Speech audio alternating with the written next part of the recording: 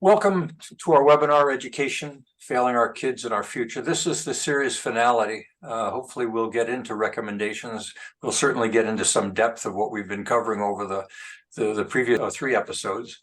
This, as I say, the concluding episode will be featuring a panel discussion chaired by John Berger, exploring clarity, options, and recommendations. And on the response panel will be William Brooks, Mark Mercer, and Barry, while not here at the moment, we expect Barry will be arriving momentarily. So without any further ado, would you introduce yourself, John, and then guide us through the discussion?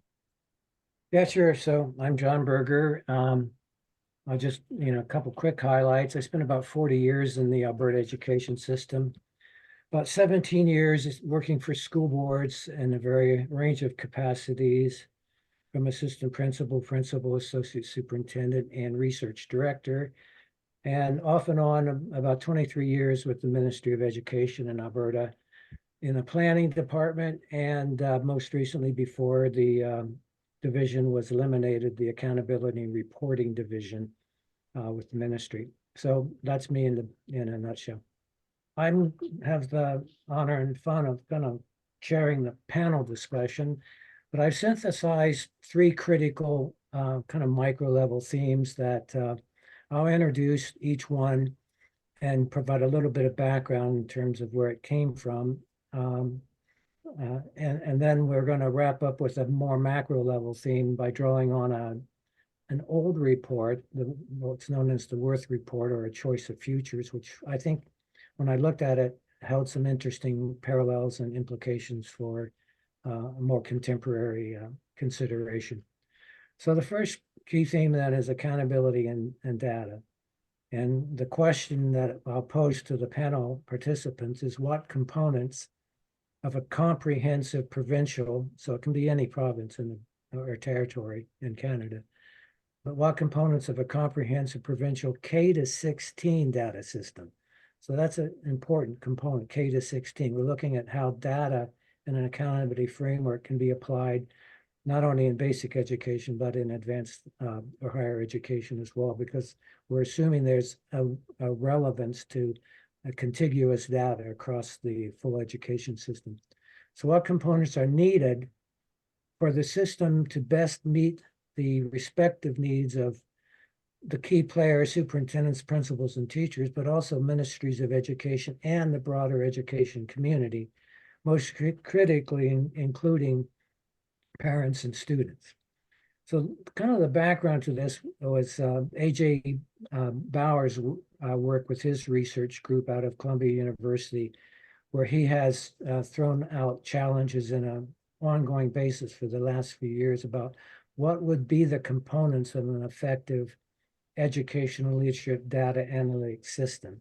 And he identifies 5 critical themes that should be considered. And I'd ask the panel participants to kind of address one or more of these themes in their comments. But the 5 themes are collaborative partnerships between stakeholders and schooling organizations, capacity building and training infrastructure, is it adequate? Focus on equity and data accuracy and fairness. 4th, data security. And 5th, an open, comprehensive, and accessible data analytics system and tools, cognizant of privacy considerations, and Alberta, that would be FOIA considerations. I've also provided a link to the Alberta Education Accountability Framework on the ministry website in this, and I'm assuming, Perry, you'll share these notes, the outline, with any panel participant that would like them.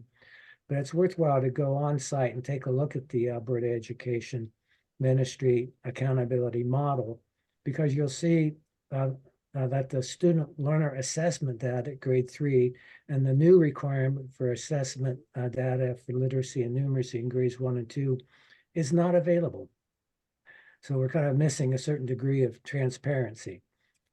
I think this is a sort of macro management issue that's important. We need to measure results and be accountable, etc. But I'm not sure it really touches some of the some of the essential challenges that we're facing today in education. Let's take the first one: collaborative partnerships, stakeholders, authorities, etc. That notion that there's sort of a variety of management groups, from teachers to parents to school board authorities to the province, etc. I think I spent a great deal of my career attending those kinds of stakeholder meetings. And to be quite frank, what really comes back to me is that there was an authority. In my case, it was Quebec, and Quebec was pretty much of a top-down education system. It wasn't necessarily bad, but it was certainly top-down in the sense that curriculum was decided at the level of the Ministry of Education. The content of courses was often decided at the level of the Ministry of Education, etc. Not necessarily a bad thing, but then that whole stakeholder process became sort of a process of confirming the decisions that were already made. Stakeholders can be sort of co-opted. The modus operandi was always, let's have a good day in a nice hotel with your expenses paid and that kind of thing. And you got very few people, whether they were parents or teachers, walking away with any objections to what the government had proposed. There were always some interesting questions and pet peeves, but ultimately, the Ministry of Education's people at the top decided what the curriculum was. So for me, that notion that there are really contributing stakeholders fell apart just one meeting like that after another. Did you want to comment on any other of those other points Bowers brings forward? Well, all of them are in the kind of language that sometimes only the managerial classes understand. Capacity building, training, equity, data accuracy, fairness. They all sound wonderful, but I think sometimes when a teacher or a principal walks back to his school, it sort of washes over them, and the first problem that they really confront is that little Johnny has broken the toilet in the bathroom again, and we've got to do something about that. So I'm afraid I don't want to be cavalier about it. Planning is necessary, but I'm just not sure with large school systems how much of it actually translates down into action on the ground or results on the ground. Yeah, part of that is Bowers identifies one of the big challenges there is that obviously accountability and data analytics is complex. You actually need a fair amount of skill sets relative to analyze data, but he makes the point that the data analysts have to have the skill to communicate the findings. What does the data indicate? What are the implications? What is the meaning from this data? And that's where the communications with all of the stakeholders becomes absolutely crucial. I wanted to ask you, John, just what you mean by accountability. What's accountability here? Is the goal eventually to identify weak schools, poor teachers, and then accountability to get, if there's some plan that the people are supposed to engage, as accountability something like if you fail, that you're under pressure, if you fail, that you'll be moved down a rung. What is the accountability? What is accountability? Well, I'll kind of speak from my experience in the ministry in the accountability and reporting division. When I headed up an initiative we called the Grade Level of Achievement Initiative.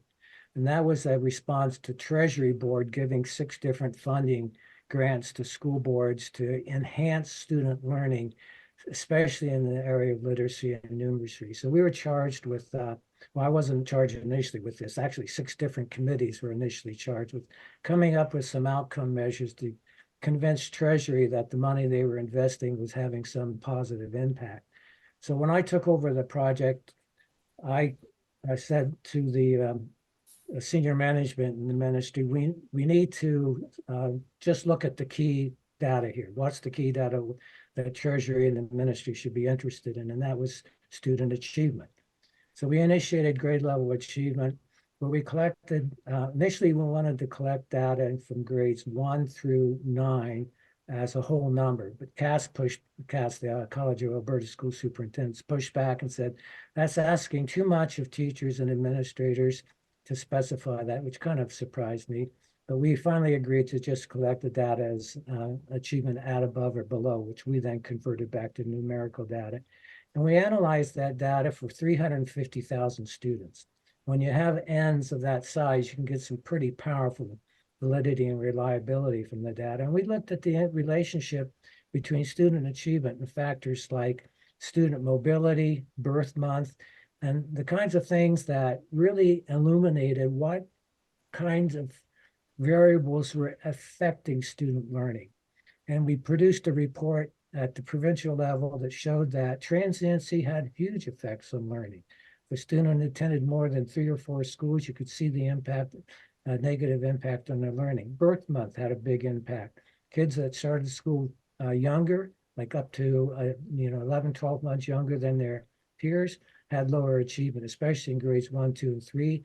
The birth effect pattern started to evaporate by grade 4 and 5.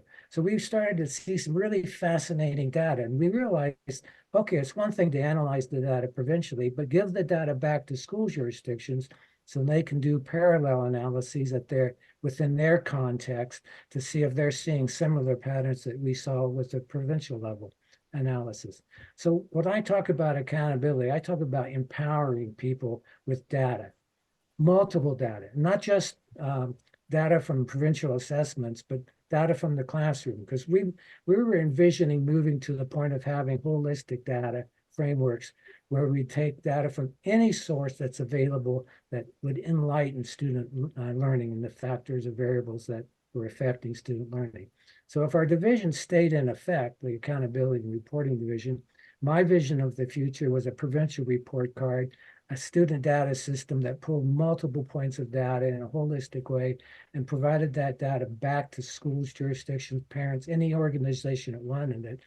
Of course, anonymized data so that student privacy was protected, but building an accountability model that met multiple purposes, multiple needs, was holistic and highly transparent. And we are so far away from that model right now, it's just frustrating. So that's what I mean. That's very good. So the idea is to find correlations between student success and student failure on one or the other, and factors, birth order, trends. But a lot of those things are not under people's control. Actually, because when we presented that data to Edmonton Public, they realized that a lot of their inner city kids were changing schools as parents had to change residencies. And of course, when they change residencies, they would tend to transfer schools. So they came up with the idea of giving the students bus passes so that if their parents moved, they could still access the same school and not have to move within that school year. So there were solutions that are available when you identify these things. Right, very good. Now, but the thing about birth order, though, disturbs me somewhat. Because one thing about schooling, certainly elementary schooling, is that there are a wide variety of children in any particular school at any particular grade. Like the cohort has strong students, weak students, academically inclined students, students who aren't academically inclined, and all the rest. And I've often worried that the intellectually curious, academically strong students are shifted off to the side, because really the school does have a responsibility to make sure that everybody can read and write, and more time spent on the people who are the children who are having more difficulty with that. But one advantage some of them had was that they were in a grade. They were young in the grade. They got to get to school a bit earlier, and they could then face challenges that they, the academically strong children wouldn't be facing challenges if they were with their age peers. So I worry sometimes that when we look at the system as a whole, we forget that if we're aiming toward the middle or toward the bottom, that we might not be serving all the students well. Well, yeah, and we saw one of our primary audiences for that information about birth month as being parents, because I have 3 kids, and 2 of them were born, in April and May, and our youngest son was born in February. So he was at that critical point where, if he was to be entered into kindergarten grade 1 when we could have put him into school, we made the decision not to start him early so that he wouldn't be the runt of the class, basically. And I think that's the kind of information that when you find these kinds of factors active with the data that you're analyzing, that's where it can make some important decisions. Right. But at any rate, I'm going to just leave the accountability and data discussion because time is of the essence here, and we'll move to the research issue. And I want to introduce this topic with the comment that mixed methods research, where both qualitative and quantitative methods are used, depending on the topic of study, may produce the best results in educational research. So mixed methods approaches. Is there an appropriate capability and balance currently in applied research in K-16 education focused on improving educational outcomes? Do we see this balance as the capability there? What might be needed? I really don't know what to say about that. In a sense, quality, for example, 2 of the factors that you just identified, birthplace in the classroom. In other words, some kids could enter the class almost a year older than another child, and transient students, for example. Qualitatively, most people could probably tell you that's the case without the data. That's the data very, very seldom touches people practicing teaching, whether it's K-12 or probably people lecturing in universities. They really are very, very highly unlikely to sort of even approach an academic year or a semester having read a great deal of data that would account for outcomes and that kind of thing. They plan what they want to teach and how they're going to go about doing it. And the problems that we get confronted with are really, they're very remote from that kind of management data and research that I think you're talking about. Like, if I were to identify, I just listed some of the things that today we're facing in schools. There's probably about 9 or 10 problems that people will immediately put their finger on. First of all, we've got really a declining quality of teacher education. The education faculties are not producing people who know a great deal about the subjects they're teaching. They're producing people that believe they have a method of education that is applicable to just about anything that's being taught. And that's especially true in the humanities. It may be less true in the STEM subjects, but that's where you have to begin, in a sense, is the people that are delivering education in the schools are trained somewhere. And if they're not being trained, if they have nothing to teach, that begins with the problem. Secondly, I mentioned this in my earlier, a few weeks ago, that I think we've got a significant sort of politicization of the curriculum. I mentioned Paulo Freire and the notion of that we're teaching in a sense more of a political literacy sometimes than an actual literacy, and probably very, very much prematurely. There's nothing wrong with political discussions, at a certain level. But when you're getting down into accounting for third grade up to sixth grade, reading and writing and stories and content that's appropriate to a child's formation or where they are in life, sort of thing, is the most important.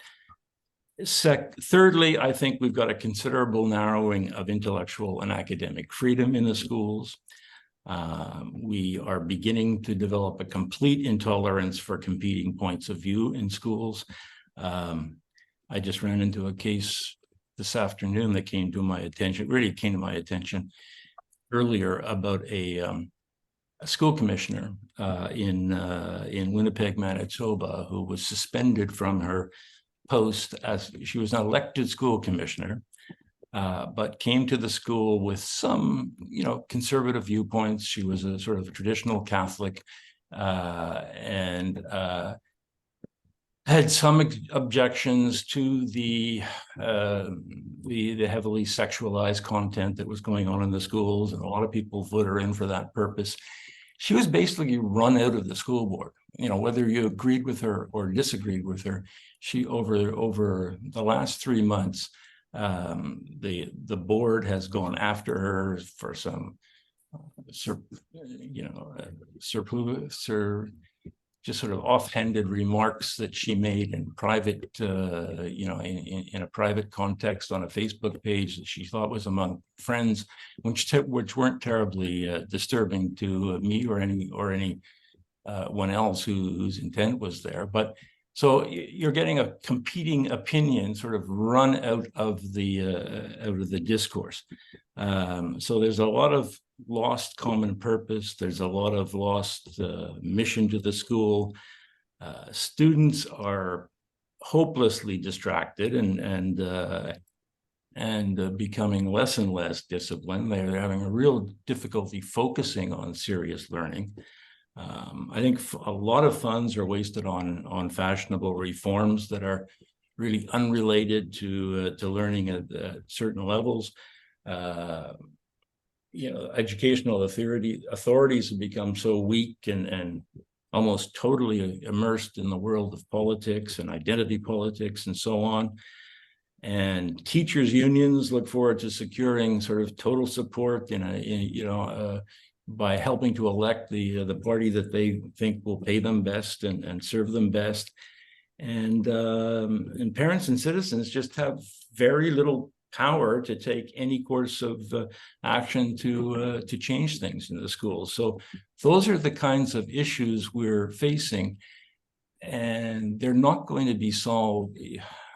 They're not going to be solved now by collecting the kind of data that will, there's just not enough coherence out there to collect the kind of data that you're talking about on achievement that I think would be very reliable about anything. Yeah, I think the capacity is greatly lacking right throughout the system at multiple levels. I did provide a link to the College of Alberta School Superintendents below this question about research, and suggested that anybody that's interested can look at the CAS Connection magazine to see what kind of research is being reported by field-based superintendents and central office administrators primarily. And you'll see there's a massive bias for qualitative research and hardly any quantitative research being reported. So I kind of cite that as an example of the imbalance in this area. Bill, you bring a number of systemic issues forward in your comments, which we'll revisit at the end when we look at the Worth report and the choice of futures. But Mark, did you want to weigh in on the research question as well? Well, I did. I wanted to ask, I think I understand accountability. We're now looking at how the factors that affect students from their lives. Is the research that you're thinking, that you're talking about here, is this research on, say, for instance, whether whole language approaches are superior to phonics in teaching children to read, different ways of teaching math? Are we now talking about ways of teaching as opposed to factors like home and distance from school and things like that? Yeah, I was looking primarily at applied research here. And actually, it's interesting you mentioned the full language versus phonics. I ran across a study that's current, being led by Dr. Gougeot, I think it is, at the U of A with the Fort Vermilion School Division and a number of other Alberta school jurisdictions. And they're looking at the impact of small group instruction linked to phonetic instruction. They're finding kids who are well below their grade level in terms of literacy are responding remarkably positively to this. So there's one isolated example of applied research in the area of literacy that seems to be having a big impact. And I didn't provide a link to that, but I think it's on the Alberta Education website as well. Well, that's good, and I think that's tremendously important. Are the universities contributing research in the effectiveness of various teaching styles, things like that? In some extent, they are. I know the U of C has been pioneering for some years relationships with school jurisdictions in the applied research area. It could grow a lot more, though, and would certainly illustrate the service aspect of the universities in terms of their relationship with school boards. It'd be nice to see a lot more happening. And is the province then funding research in these areas? Is the education ministry looking at areas where it wants research, where it's not clear that something is working, that something might be working better, and it's asking the researchers to investigate? Yeah, they are putting some money. There's a research branch in the ministry that kind of emerged after the Accountability Reporting Division was eliminated. And they put out grants. Their current focus right now is, I think, 80 research grants looking at student engagement in different aspects of student wellness. So that's a pretty good example, again, of an area of applied research. But I think it could be much broader and bigger. And of course, the link between research and accountability and data is fundamental as well. Mm-hmm. Right, and then mixed methods research and qualitative and quantitative. Are you thinking of studies that are themselves mixed, or is the idea that we want to use both methods of study, and then perhaps integrate results, or see if we have consilience or whatever? Yeah, I think we should be more open to mixed methods approaches because I think both qualitative and quantitative have merit. But right now we're seeing, as I mentioned, a large bias towards the qualitative side of things and not enough quantitative research, which is probably a capacity issue as well. Okay. Well, the last thing I have on my mind about this is the research mattering? Is it changing if we discover that some way of doing things that's predominant in the schools these days is not getting the results that other ways of doing that thing are? Is that filtering into the schools? Are the teachers taking it up? I do worry too about the very little academic freedom that teachers in this system have. I would hope that they have more to choose. Do research findings matter? How much do research findings matter to the practice of teachers and the practice of administrators in the school systems? Yeah, I think like system-wide, no matter where the jurisdiction, there's always been a weak link between research and then implementing the findings from the research. I know research journals are not widely read. We know that clearly. So that there has to be this more fundamental link between research, data, and accountability in a living way so that research findings are taken up and applied. I mean, the thing about research is that context is critical. And what may work in one setting doesn't necessarily work in another. So it has to be a living, ongoing process where research is actively pursued in any given context to address critical questions that are extant in that particular setting. So it really does need to be a living process. I might just interject. In Quebec, several years ago, I don't really think it's being done anymore because it's been pushed out. But there was a yearly report that was published in a reasonably popular magazine. I've forgotten what it was now, but everyone looked for it every year. And they were able to compare schools by virtue of results on provincial examinations. Now, not all provinces have common provincial examinations, but they would isolate, for example, there was a Quebec history course, there was a math course, there were science courses that could be measured one against the other. And there was a particularly competitive atmosphere that set in, that if you're, especially if there were private schools involved, but public schools also, were moved by it. Often the teachers in the public schools objected to it strenuously because there are all kinds of reasons why it was, data like that is never perfect. It's always imperfect.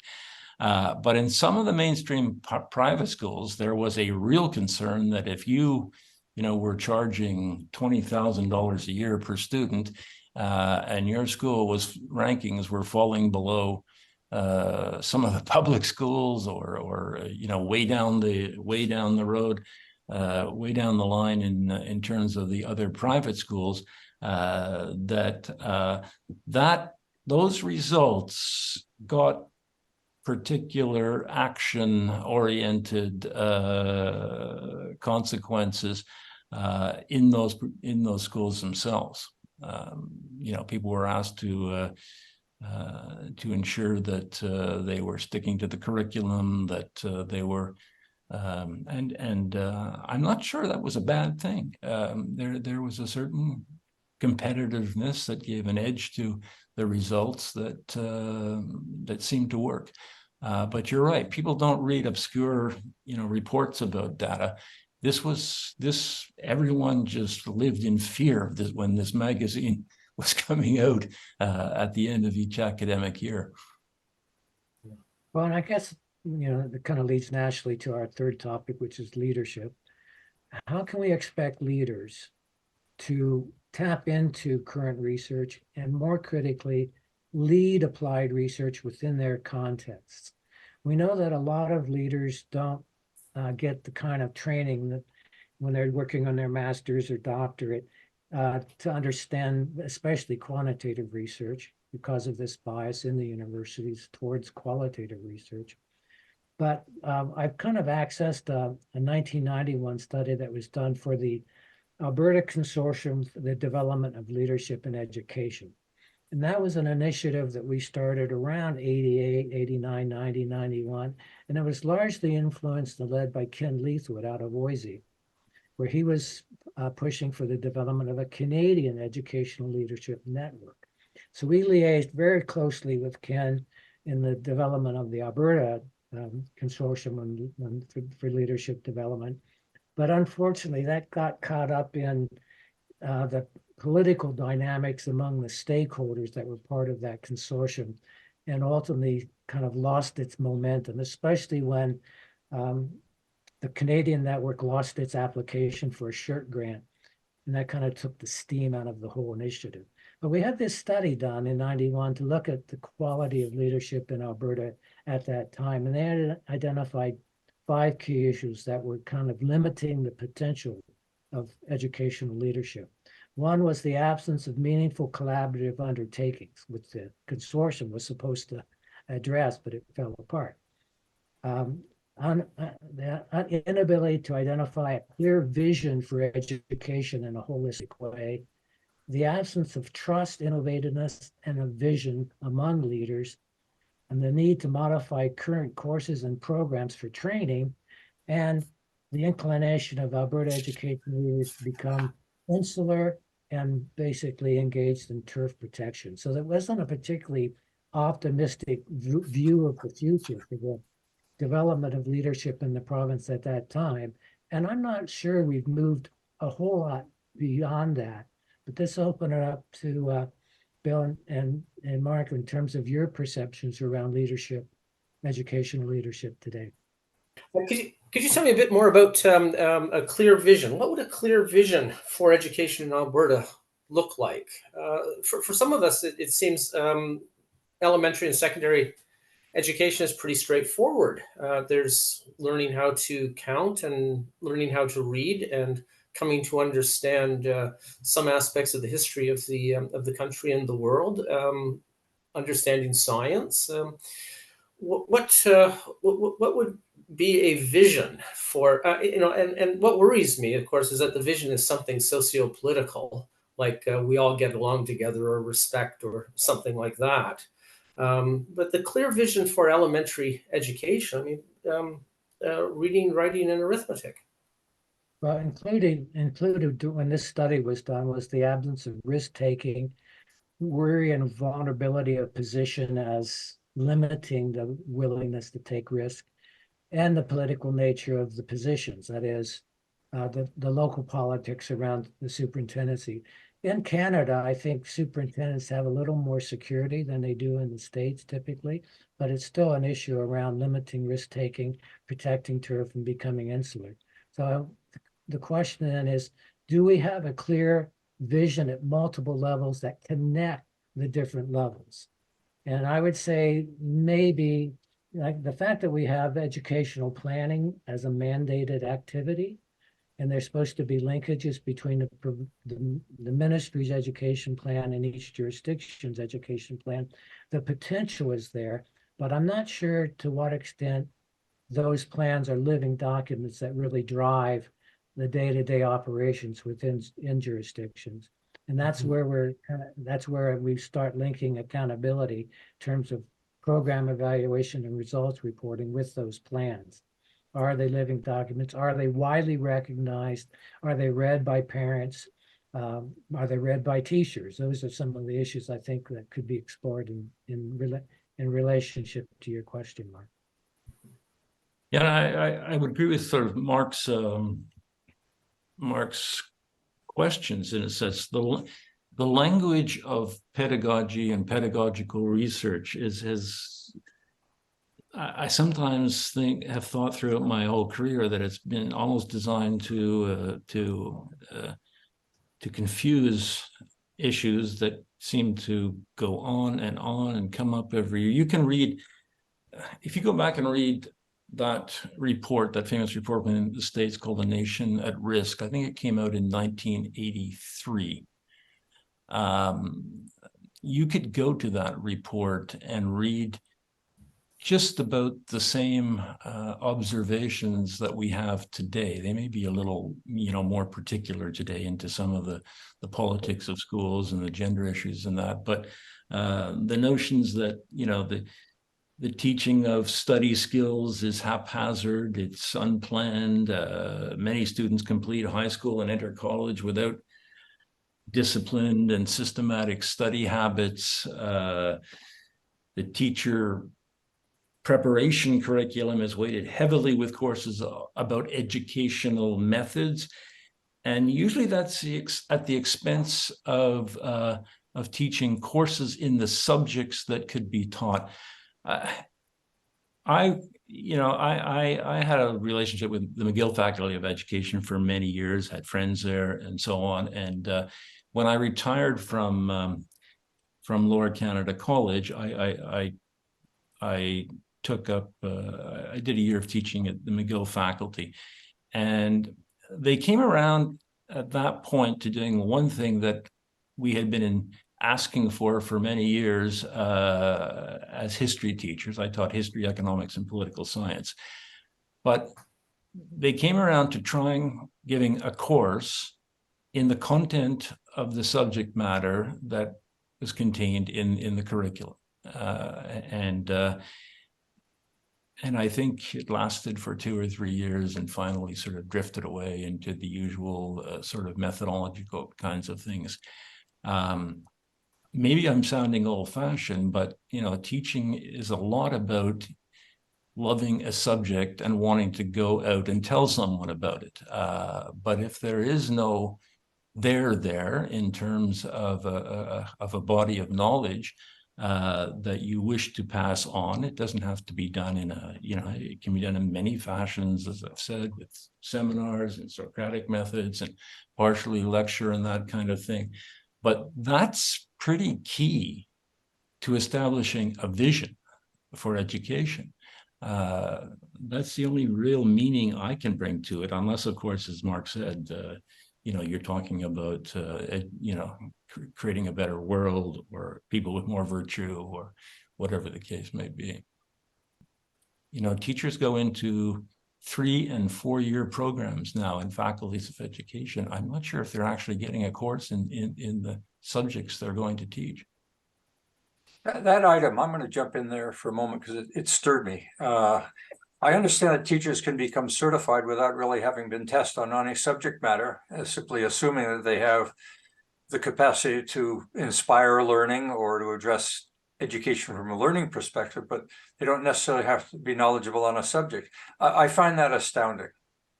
Yeah, I always find it astounding that we've drifted so far into this passion-free process without regard to the results. Are teachers knowledgeable about any subject at all, or just about process? Well, my dissertation topic was the policy implementation of the teacher evaluation policy. This was done from 85 to 88. And we concluded that a lot of teacher evaluation under that previous policy was ritualistic evaluation. It wasn't particularly meaningful, and that teachers and principals especially needed to be more engaged in the review and evaluation process. So the new policy puts a strong emphasis on teacher development, recognizing that pre-service teacher education can't do everything that a teacher needs to know and be able to do given the complexity of the task, and that teacher education must be a lifelong process, and that school principals are fundamental to identify teachers' strengths and weaknesses at the individual level, and to work with the teachers in terms of making sure they develop the knowledge and skills they need to be effective teachers. The problem with the 1991 teacher evaluation policy is that it hasn't lived up to the expectations we placed in that policy. And I was a co-author of that policy. And then principals aren't essentially living up to the responsibility for supervision, so that when a teacher isn't meeting the needs of the students, the expectations, the skills, the knowledge they need to have, the principal needs to identify that. And that is a weak component. And we haven't, as a province, done a review of that teacher evaluation policy since it was implemented in the 1990s. And that's a huge oversight that's lacking, and it needs to be revisited.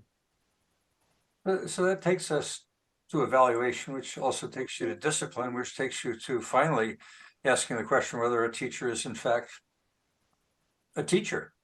I understand that no teacher has lost their license in Alberta. How can that possibly be? That's only in literally every industry, there is always some fallout, either for sexual transgressions or just incapacity. Or how is it that a province could have absolutely no teachers over the course of 20 or 30 years ever having lost their license? Well, that's not a true statement. Good. I mean, okay, let's correct that then. Even as an associate superintendent and a principal, I counseled teachers out of the profession who were clearly not who over their head, weren't capable. At least on 3 different cases, I counseled people out of the profession. Well, my bias or my rant there is from a union negotiator who said, no, we relocate the teachers. Well, I think that does happen. And I think that the Alberta Teachers Association, in my view, has too much power in this province, particularly on a couple of levels. One is they have moderated the impact of the teacher evaluation policy successfully. And the other is their policy on student data, which must be under the control of the classroom teacher, and thus works against collaborative approaches to data analysis and accountability, is a fundamentally flawed policy. And again, it limits growth and transparency and collaboration in the education system. So in my view, I mean, I used to be a president of an ATA local, and I used to kind of more or less believe in the association, but they've evolved way too much political power for their own good. And any argument their primary motivation is around students is silly, because their mandate and their responsibility is to protect teachers. They've got too much power currently. So in most industries, you have such a thing called antitrust, where monopolies begin to form, and the government has a responsibility as a regulator to step into the market and say, we're going to execute antitrust legislation because one entity has become so powerful that the objectives are becoming stilted. Is this a failure of government? I mean, if unions can gain power, good on them. That's the game, is power and influence. They've maybe gone overboard. Is government really failing in its role to regulate this excessive power that may be present in the unions? Well, I did advocate for revisiting an evaluation of the teacher evaluation policy in the early 2000s, when Alberta Learning came together. That is, it combined both advanced education and the basic education under the same ministry. And it was just so much on the plate at that time. My recommendation to revisit the teacher evaluation policy wasn't accepted, and it hasn't been revisited since then. And I know what you're getting at, Perry, and I think intuitively you feel that way because you haven't taught, or you've had an academic career or a business career, and it's funny. I know that it's sort of unpopular to look back. I was listening to, in any kind of a civilizational movement, you're either looking back or looking forward, and we become so obsessed always with looking forward that we're so reluctant to say, if was there a time when we were getting this right, or at least more right than we are today? I mean, I remember my high school days on the West Island of Montreal. I was from a working class family that had moved from Newfoundland to Montreal after the war. We were in a neighborhood that was mostly veterans that were non-coms and that kind of thing. And down the hill there were, the officer class was there, but we all went to the same high school.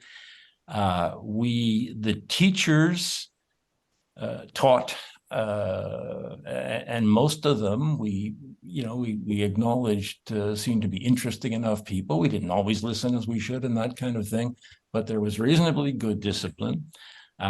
We wore jackets and ties and gray pants to school. This was in a public school. We were teachers. I don't ever recall there being chaotic classes of the sort that I saw when I supervised student teaching at McGill at the turn of the century. So sometimes it's almost as simple as saying, maybe we could creatively turn the clock back a little ways, and we might actually move forward. I want to just back up for a minute and look at these key social challenges, because our mandate is to ask the question, is education failing our kids, and what's needed? And I just want to highlight the social challenges that was identified in the Worth Report, A Choice of Futures, back in 1972. And I'll just highlight a few of them, but there was concerns around growing emphasis upon generosity, sincerity, and service in human relationships. Mounting tension between major groups in society. Rising mental illness, crime, drug abuse, and alcoholism. Expanding concern for individuality and the well-being of society. Increasing potential for social unrest. Decreasing emphasis on values pertaining to law and order, patriotism, and cultural identity, and growing need for governmental regulation in interpersonal and intergroup relationships. So in response to those challenges, the Worth Commission, which was hugely interactive, they had massive amounts of input sessions throughout the province. The report, which was 350 some pages long, was given broad distribution. I was an intern at the time in the Ohio Department of Education, and we got a copy of the Worth Report in Ohio in 1972. And one of my colleagues there. I was an undergraduate intern.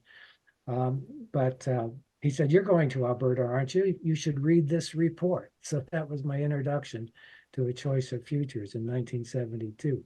At any rate, they identified 5 critical themes going forward. And I want us to just at least discuss for the next few minutes the relevance of these themes.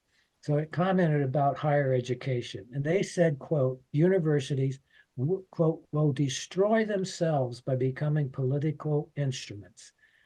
And they made a call for institutional neutrality as social critics. And certainly Barry and Mark, I think, talked about that quite a bit.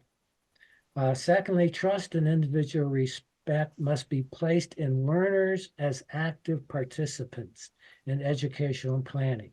They identified that as a crucial need. Learners have a bigger role to play in defining where education must go in the future. Evaluation and data must support accurate learner self-evaluation. Appraise all learning objectives, so it's comprehensive. Organize teaching and learning, so there's a feedback mechanism. Generate appropriate, transparent records, and simplify reliable decision-making at all levels in a complex system. Fourthly, integrate educational planning with general social and economic planning and across early, basic, higher, and further education levels. And then lastly, they talked about change momentum is achieved via inner direction and versus outer direction. They commented commitment is caught, not taught. So there's a need for broad awareness around the needs of education at the societal level. And they said a system of holistic, recurrent education requires a total rethinking of the education system. So, you know, I read that report from 1972 and think, holy man, this could be a report in 2023. Of course it could, because in 72, you know, the political camel's nose was already under the tent. And that's pretty much what you know, 3 and 4 in the kind of what is needed section you've got there was a tremendous change from the early 60s to the early 70s in the outlook and the vision and the purpose of education, the politicization of education, and so on. That's the point I tried to make. Everyone wants to steer away from that notion. And I would think that as long as we steer away from that notion and don't confront it, that nothing will change in education. You could read The Nation at Risk in '83. It repeated the same sorts of concerns. And you know, today it's become so evident that people are marching in the streets against it, or some parents are. You know, all of these things sound very good, but they require competent people to put them in place. And as long as you're not preparing people to teach a course of study first and be sort of, you know, virtue signaling sort of activist as well, then we're likely to have the same sort of school system for some time to come. So these are tough questions that have to be brought out, and you know, you'll generally be pushed back and told you're a conspiracy theorist or whatever the case may be. But really, things, you know, as Red Green used to say, if things don't change, they're going to stay just the same. Well, I have a lot of thoughts. So I'm just wondering about these social challenges. First of all, these look like challenges for society in general, for people in various groups? Not too many of them look to me to be challenges that a school system would meet. Now, certainly rising mental illness, crime, that's something that perhaps a school would have to figure out strategies to address, to deal with among students, perhaps among teachers as well. But increasing potential for social unrest, how's that a challenge for school, or mounting tension between major groups in society. You would think that the school would be in some way a place apart from these things, where the children would go to learn. So I'm just wondering how these, or what's the status of these social challenges? Are these social challenges to the culture of the school, to the ability of the school to educate? Are they challenges for the principals, or for politicians? Many of them just don't seem to me to be challenges that need find their way into the classrooms. I think that brings forward a topic that I considered as an undergraduate way back in the 60s and 70s, when we considered, do schools shape society, or does society shape schools? And I think there's an interactivity there, where schools certainly have a role to play in shaping society. So to the extent any of those themes that the Worth Commission identified going forward, to the extent that schools can empower their students to be active participants in society across a broad range of issues, that's the future hope of education. And I just, when I look at the current state of things, the lack of transparency, the lack of skills in the area of research, evaluation, accountability, the lack of integration, the turf protection between the different stakeholders, and the role the ATA plays. I don't want to hit them too hard, but I think they are limiting potential, and do so in many jurisdictions. They need to be more open to collaborative work. Our system is far from its possibilities. And if this kind of webinar were to be shared, become viral, and stimulate conversation at all levels of society in many provinces, or all provinces and territories going forward, that would be a wonderful mandate and legacy that this webinar could have. Okay, well, I'm going to stir something here, because if I were to be asked, and I were to gather a mass of input about the challenges, I would cite Canadian productivity is falling through the floor. And I would say education is a social experience, but focusing the educational curriculum on all of these social activities, when productivity is falling through the floor, I'd say I think we need to rebalance what this mission is. To simply develop nice kids that are socially comfortable with one another in, quote, society, misses the total point that as a nation, we got to have an economic engine, and presumably the students coming out are going to take jobs and are going to have some skill to offer in the market, whether it be coming out of high school or coming out of university. Am I the only STEM person in the room that says productivity is relevant to our Canadian society? To be unemployed and not have a skill is a failure?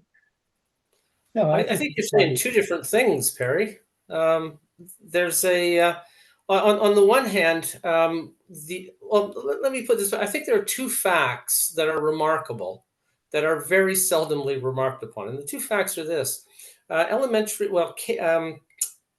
Students are compelled, children are compelled to go to school. Compulsory schooling in Canada and in most of the world to the age of 16. So the government is ordering the children to schools, and the government sets the curriculum, what the school is supposed to do. Sure, if you have a private school or homeschooling, but you still have to meet the provincial standards. The second remarkable fact is that this is publicly funded. I don't think we could have compulsory education without public funding. That would make no sense at all. If you're going to have compulsory education, elementary and secondary education, you have to publicly fund it. But that, I think, imposes constraints on what the schools can do. So I think there are three missions that the schools have that are consistent with these two remarkable facts. And that maybe some other things that we can think that the schools would be good at doing, or we'd like the schools to do, might be inconsistent with them. The first is training children to read and write, to know some history and all the rest, so that they can be employed. That's right, the skills and knowledge necessary so that they can make a life for themselves. So there are two reasons there. One is that they themselves can live lives that they might enjoy, supporting themselves, and two, that they're not draining money from other people. Right. So the first goal of a compulsory education system must be to equip the children to, after age 16, whenever they leave school, to be independent and take a job. The second thing that the schools can do, is teach children what the structures in their society are, the social structures and the political structures, so that they can then navigate their way through the social and political worlds, so that they can take positions in as political actors in a democracy. And the third thing is that the student should come away from the schools knowing what the laws of the land are and what the expectations, the social expectations, the job expectations, all the rest are that they will face. Now, I don't think the school should inculcate in them a respect for the laws or, a joy at the social expectations that they will face, but just the raw fact that these are the laws under which our country operates, and these are the expectations that you will face. And then they can go and violate them if they want, or conform to them, whatever. But I think that if we're going to compel parents to send their children to schools over which they exercise very little control, the curriculum is up to the government, that the schools have to restrain themselves in some ways. They have to serve these functions and not too many others. I worry a bit about this, because I do want children who come out of the schools into the universities. This is another point that John makes about higher education. We want the children to the young adults who enter the university to be people who can learn and who enjoy learning, who enjoy engaging with things academically. So I would, add that as a fourth thing, so long as it doesn't interfere with the first three, or cause the schools to overstep their boundaries. And I do think that the schools are, in many ways, overstepping their boundaries, usurping parental control where that's not appropriate. Okay, and Perry, relative to your concern, I mean, the argument in favor in the Worth report for linking educational planning with social and economic planning would, address your concerns around STEM and how students are being trained in terms of future, not only job opportunities, but economic opportunities. Every province has certain comparative advantages economically. Ontario has the advantage of close proximity to U.S. markets. We have the advantage of an incredibly well-developed energy industry, as was reflected in the Dow announcement in the petrochemical investment in Fort Saskatchewan that came forward yesterday. So those linkages need to be there. But in view of the time, I know Barry wanted to weigh in this, but I think we also want to throw it open to general discussion right now. So let's ask Barry for his input. Okay, go ahead, Barry. Okay, as those of you who know me, and there's a lot on here who don't, as a former deputy minister of economic development, of innovation and science, and then of agriculture, and also as chairman of the board of Olds College, and on their board for 7 years, I've got this favorite soapbox I get on of the rural-urban divide, and it's no more apparent than in education. And I know that the major employers in the agriculture and food industry, but the agriculture industry particularly, an industry that is globally competitive, the major employers always came first when they were looking for business hirings to Olds College. And why did they do that? They came there because they all said the same thing. with this rush of urban kids to agriculture schools in the universities, they were having to train them when they hired them for another 2 years of how to do business in rural settings. I would stretch it even further. It reaches right to the depth of our politics in this country, where you've got the urban centers voting one way and the rural centers voting another. And somehow, I don't know why we can't get across fertilization. And my question would be, my comment would be, I think it's essential that we do, or we're not going to get the productivity up, but we're also not going to get out of the political mess we're in. And, do people agree or disagree? Explain any resolution. If we could come up with a recommendation in this whole area, I think it would be a hell of an achievement. Thanks. It is an intriguing observation you make about political ideology varying between rural and urban jurisdictions. It's a really complex topic, and frankly, I don't have any solutions or suggestions, so maybe others might. Well, I'm not, I think if we go back maybe 100 years, there was a huge distinction between rural areas and small farms and big cities. I'm not sure that that still exists. So you do get different voting patterns among rural people. Maybe they just have more sense than the people who have been in the cities. I don't know, but and you could, I suppose, argue that for a time, the quality of teaching that you might get, or teacher that you might get in rural areas wasn't as high, because people certainly maybe not have been paid as much by rural school boards and so on. I think all of the provincial systems have simply solved that and say, pay scales apply across the board. It doesn't matter whether you're in a rural area or an urban area. Teachers' salaries are basically figured out by virtue of educational qualifications and experience, and that's it.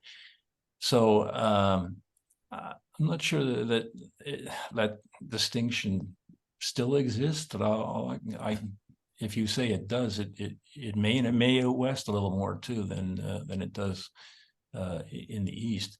But I think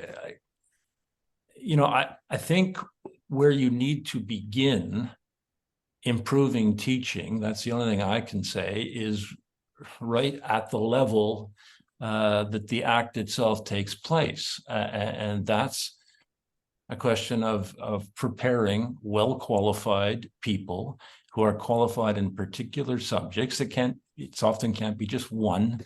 Mathematics and science sometimes go together. History, political science, economics, or politics and economics come together at the K-12 level. I know there's more specialization than that at the university level, but since it is the teacher that does the teaching, it's the preparation of the teacher that we should be concentrating on.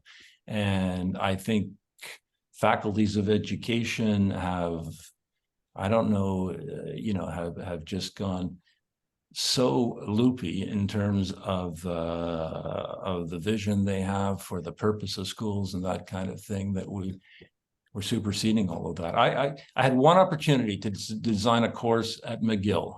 It was for teachers who are going in to teach history and possibly high school economics, and it was half the semester was a straight history of Quebec in Canada, but at that time, that's always questionable.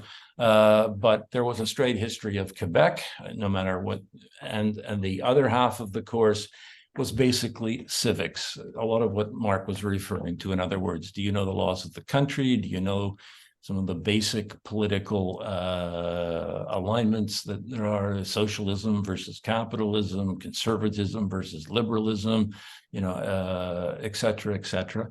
I walked into that course, and as usual, college students like to like to take you for a drink at the end of the semester. And one of the questions they wanted to ask me, they said, you know, it was interesting. We'd never had that kind of content before.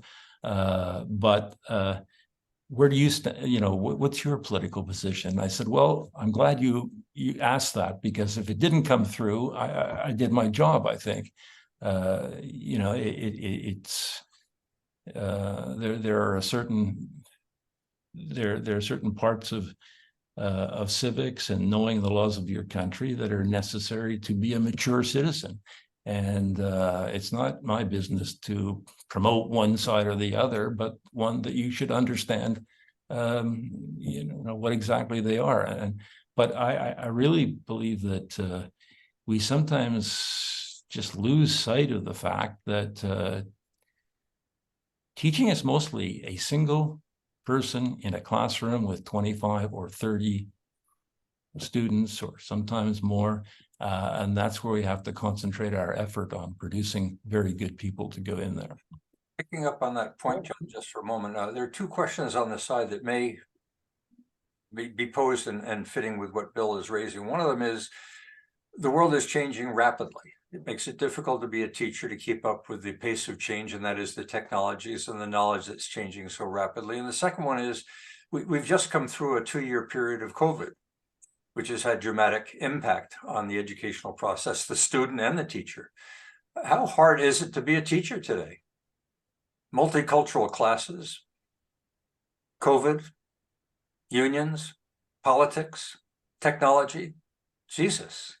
What's most difficult is discipline. That word has come to the surface, discipline. What's most difficult is discipline at the K-12 level. It can destroy, you know, especially with a new teacher coming in, maybe a very good person, maybe have great content to share with their students. But if you're not able to establish that, and it is much harder to do that these days. If I was lying, the last time I went in to supervise teachers was around 2002, 2003. I don't think it's gotten any better. And I saw some chaotic situations that I wouldn't have dreamed of seeing when I was a kid, or, you know, or when I began to teach on the West Island. So have we got a problem of discipline that is undermining and continuing to be a problem in education? I'm going to argue against that. Go ahead. Because when I was an undergraduate at Ohio State, I visited an inner city school, went into one of the classrooms, and it was absolutely complete chaos. And I asked the teacher, how can you justify what you're doing or not doing in this class? He says, well, I teach. It's up to the students to learn what I'm teaching. I said, that's bullshit. You've got responsibility for setting the culture and structure of this classroom. And then I went to years later, I went to a classroom in a school in Northland School Division. Same thing, total chaos. The superintendent asked me, what would you do? In this case, I said, I'd be working with this teacher to establish order and structure in this classroom as a starting point. I wouldn't just fire her, because that's not due process. But you've got a responsibility to work with your principal and improve the situation.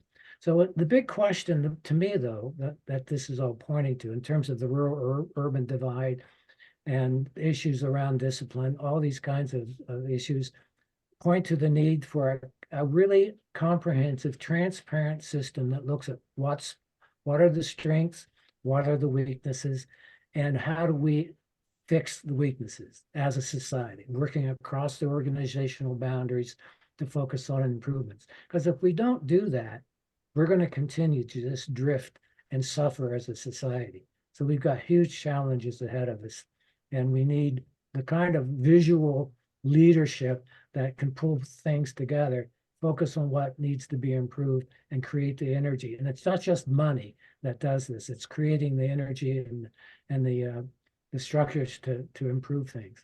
So we are in a society today where freedom has become such a major issue that seems to be contrary to discipline. You can have freedom in a well-ordered society. In fact, Absolutely. you can have more freedom in a well-ordered society. You know, it's becoming a question of almost a question of license, really.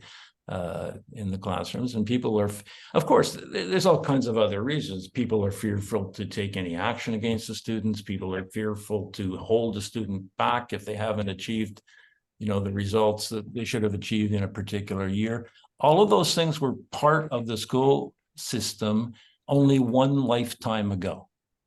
But we felt that we've accelerated the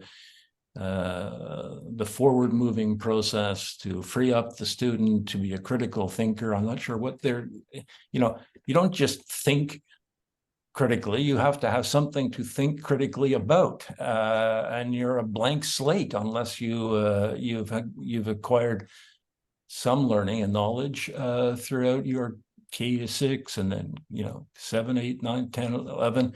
It's only maybe toward the end of high school that you can begin to make those kinds of comparisons. One of the big issues as well is that, the ministry tried to provide leadership around 2010 when they came out with a report that attempted to restructure the curriculum. And what that resulted in was ideological pushback between two camps, those who believed in constructivist curriculum and those who believed in more structured rote learning. And it's bogged down. And why is that? Because we didn't have information on what is working, what's not working in the classroom. This is where we have to be an informed, logical, rational people in terms of making decisions on the outcomes, on the data that tells us what's working, what's not working. That's where our system is weak now.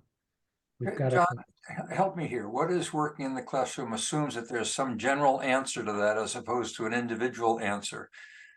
This is that clash between thinking about the classroom as this one brain thing and recognizing I got 20 potentially different individuals here. How do I come up with a policy? This is where the accountability framework is fundamental, because every classroom is unique. And you have to have the data emanating up from the individual student level, aggregating at the classroom level, aggregating at the school level, aggregating at the school authority level, and aggregating it provincially, and looking at what the patterns that data conveys in terms of what needs to be done. We aren't doing some of the strategies, though, that have been put forward in the past are resisted, I think, sometimes only because they have been tried before, and they weren't, they didn't go wanting for results. They went wanting for the wrong kind of sort of political message. Take, for example, streaming classes. In other words, the idea that that some kids, it was imperfect, of course, but like if you had five classes at a 7th grade level or a 9th grade level, and you measured the results of a child when they were entering that class and said they'd be better in the sort of slightly slower moving level and up through the middle and up to sort of high end. There's nothing to say that you couldn't move out of that lower level and into a middle level down the line in the next grade and that kind of thing. But you did get the opportunity to at least be taught at a pace that you could handle and feel good about your accomplishments. I think Tom Sowell just had a recent book called Social Fallacies, I think, and he was saying that affirmative. You've got it, good. He was saying that affirmative action sometimes made that mistake, and he was speaking from a Black scholar's point of view. He said that a lot of affirmative action sent a lot of Black kids who didn't have the opportunity of the family background and that kind of thing, the same kinds of educational opportunity that others may have had at that time. They weren't dumber, they were just less prepared, but they sent them to places like Harvard and Yale and the Ivy Leagues, and they didn't do very well. A lot of them fell out. But when they went to schools that were middle tier, 80% failing at Berkeley. 80% failing at Berkeley. Yeah, 80% failed at Berkeley, but middle tier schools they did reasonably well and felt good about themselves and graduated. And moved on in life. So those are the kind of things that we, we're not even permitted to think about these days. Because it's About the Stuyvesant High School. It's an About the argument. Stuyvesant High School in New York that produced an incredible number of Black leaders. That school doesn't exist anymore. Yeah. And it's also an argument for multiple data sources so that you can, pull the strength from the data. And as it approaches 5:30, I'm just going to make one last comment. We've covered a lot of ground. It reminds me of the phrase from a song. It's clear as mud, but at least it covers the ground. So with that, Perry, let's turn it over to you to do the wrap up because we're just about at 5:30. And I want to thank Mark, Bill, for your contributions and for the previous webinars, as long as Barry's webinar. This has been pretty interesting, and hopefully it'll grow some wings and take off somewhere. So Thank Barry? you, John. Thank you, John, and Mark, of course, and Bill. We've touched on data and accountability, I think, in depth, and without any question, having some insight into what we have in front of us and what we have as a mission is fundamental for any system. So without data, I'm not quite sure, other than opinion, what you've got to play with. I think we've touched on the relevance of both social and economic objectives in the educational system. And I think that's been, we brought out discipline as we got into discussion later on, and the relevance of prepared teachers, which I thought was excellent. A point that I don't want anyone to miss, and John, you touched on it, is, these are very interesting. But if we're going to make a difference, if education needs help, it needs to get outside of the box, outside of its debate between the teachers and the unions, and it's a societal problem. Education is a societal asset. Our kids are a societal asset. These issues should not be buried inside education. They should be discussed at a societal level. And I'm not sure where the leaders are that will help parents understand that they can play a role in the education of their child with the teacher and with the system, but they need to be educated about what's needed. And this type of discussion is not taking place in society at large. It may be taking place in philosophy departments and inside ed psych, and this is not something that is so complex that it is only a university issue. This is an issue for society at large, and I don't know where that forum is, but I think that's what leaders should be challenged is, let's get into a discussion about education of our kids in the future, and let's do it at a societal level instead of making it so specialized. I mean, the first words I had in my notes on this discussion, this is really complex. Does it have to be so complex?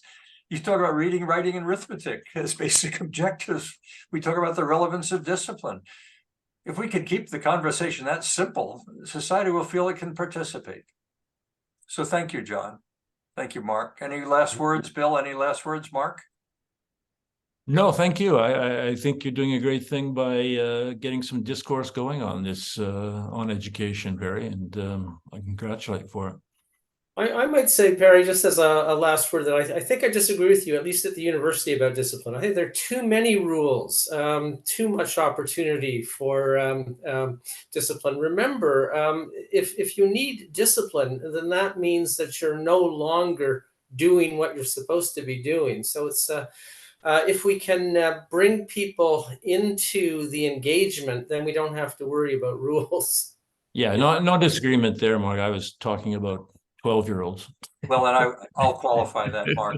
I'm really zeroing in on the K-12 and the role of the parents and the family play in education at K-12. And I think we should not be afraid about talking about discipline in the K-12 level. I think if they don't have it by the time we're ready for college, we've got a hopeless. So I qualify my comments that discipline in K-12, discipline in the family, discipline with parents should be acceptable. John, thank you. Any last words? Anything you want to remind us on that was a particularly important point you want to share? Just a reminder if you want to share the outline that I sent you earlier and to the panel members as well, to any of the other participants, or anybody that has a general interest in this topic. I think some of those historical documents have such relevance for us going forward. It's probably not a bad idea to revisit them. And I provided the links. People want to access either the Worth report or that leadership study. I think they're available when you look at those links. And I want to just thank you for this opportunity to weigh in on a critical topic as well, Barry. So this has been good.